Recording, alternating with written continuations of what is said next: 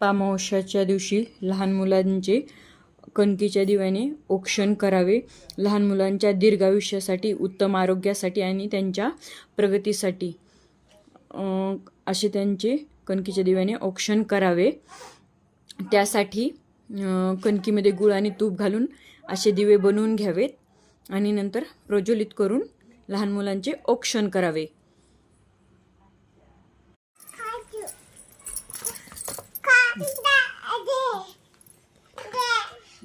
बसा बसा, मांडी घालून बसा. थांबा, जे जे करायचं आहे. थांब थांब थांब थांब थांब थांब. तुला तुला नसतं बाबू, थांब.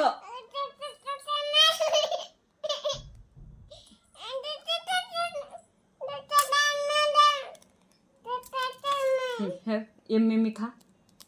आले वा.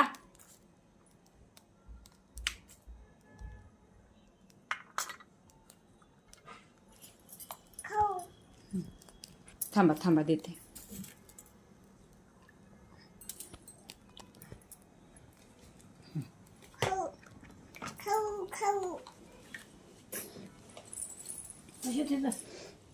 औक्षण केल्यानंतर हे दिवे तुम्ही गोमातेला देऊ शकता किंवा स्वतः पण खाऊ शकता.